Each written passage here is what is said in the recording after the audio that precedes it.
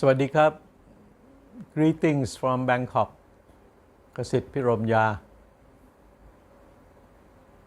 During the first week of the month of October 2024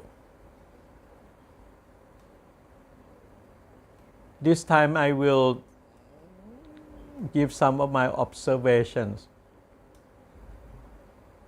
about the conduct of the performances of both the government side and the opposition. And let me start with the government side first, which is under the leadership of the Pheu Thai party. And the government side has been in power for about a year now, with two prime ministers. The former one was Mr. Setha Thavisin, and the present one is Madam Paetongtarn Chinnavat.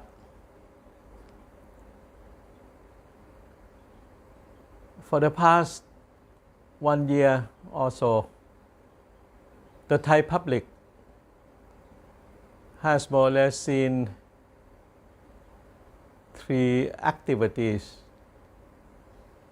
by the Thai government under the leadership of the Pheu Thai party, namely tourism promotion, second, digital wallet project, and third, the handling of the flood situation in the northern part of Thailand as well as in the northeastern part of Thailand. On the first question of tourism promotion, the only concrete measure undertaken by the government is to waive the visa fees for all incoming foreign tourists, as if the waiving of the visa fees would be such a great inducement for foreigners to flow into the Thai kingdom. But that has not been the case, and I don't think that having or not having visa fee is an impediment to the tourist inflow into Thailand, because Thailand has many positive attributes, and Thailand as a global tourist destination, top 10, does not need to do much of the promotional activities or even to do away with the visa fees. So for the government to keep on dwelling on the tourist industry is, I think, missing the point. The government should have paid its attention on other activities that are much more needed for the Kingdom of Thailand. What are other activities? Well, like job creation, hastening of the public sector investment to stimulate the economy and so on, the improvement of the manpower to cater to new industries like AI, digital economy, and all of this and so on, to improve the educational system and the research and development activities and so on, to increase, I think, self-reliance, knowledge, know-how, and so on.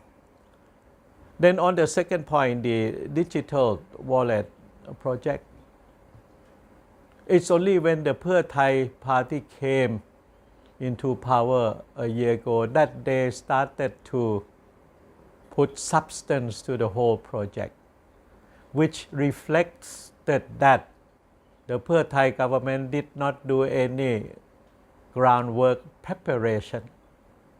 It was a campaign propaganda gimmick, and suddenly the Pheu Thai became the core leading what you call coalition government, and it started to think about the details of the digital wallet project by relying on the work of the bureaucrats, especially in the Ministry of Finance. What it means is that the Pheu Thai party did not have its own research group, did not prepare the project and put everything on a piece of paper as a sort of the manifesto or master plan and so on. So everything was being done in a hastily manner, and the whole project for the past 12 months has undergoing so many changes and so on. And there have been so many controversies, especially the fact that this project has also not only to take money from the current budget, which means that other activities will be curtailed, but part of the project needs for the government to borrow money, but the payment of the interest rate and so on would be placed on the responsibility of the generations to come, which it would be unfair to the future generations of Thailand. And the whole digital wallet project is quite selective and discriminatory in nature because it doesn't cover the whole population. So in a sense it's discriminatory and it is unfair. Then the third point is about the flood situation in the northern and northeastern part of the country. What one hear on the radio, see on the television and read, reports in the newspaper and so on, is the exodus of the cabinet ministers to the provinces to observe the flood situation and to give press interviews that each one of them have given instructions to the bureaucrats, to the civil service officials and so on, to do this and that and so on, and to distribute some of the food items and the essentials and so on, a sort of photo session. Instead of remaining in Bangkok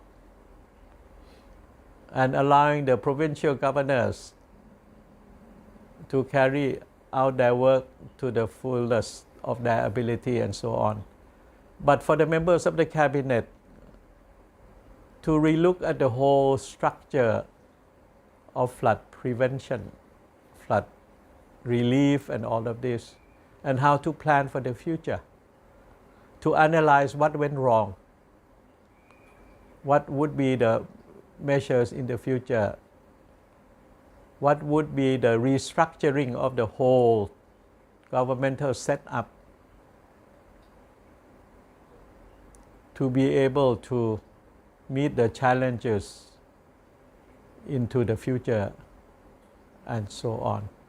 And in all of this, so far, one does not really know who is really responsible, which minister, which ministry, which departments.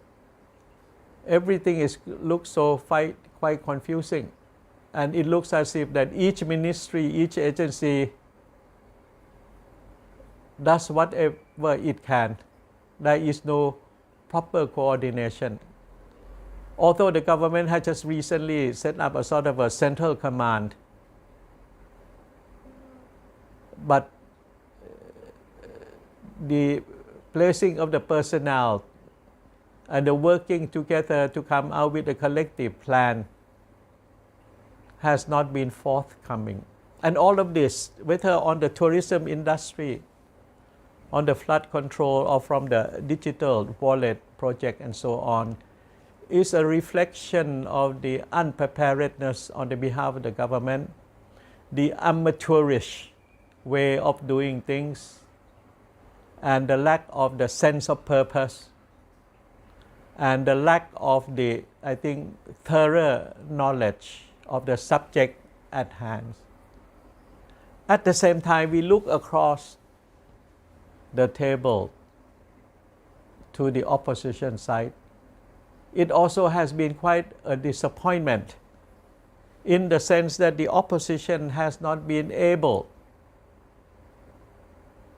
to debate fully inside the parliament or to convey their own ideas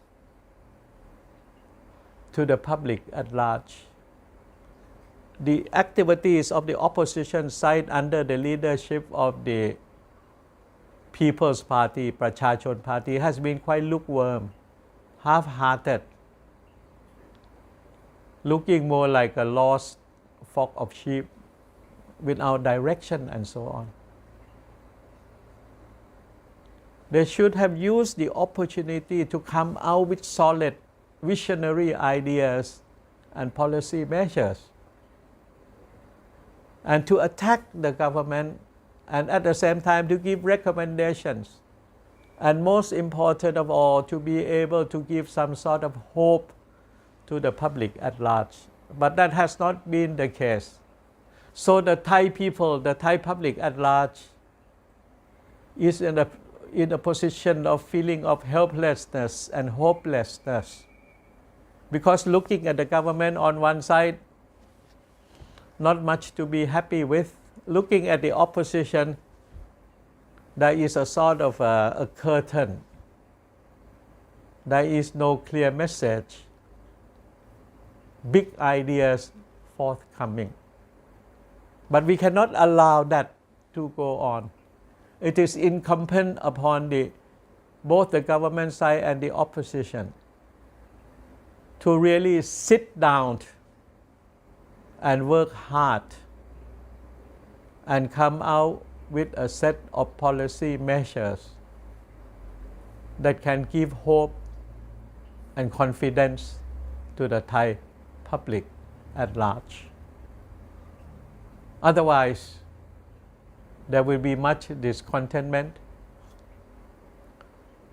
and one could not dispel the possibility of public outcry moving on the street and so on. But we don't need to go into that direction. If the political masters, both on the government side and on the opposition side, reflect a bit, take stock of their activities, of their thinking and so on, and redress themselves as soon as possible. Thank you very much. ขอบคุณมากครับ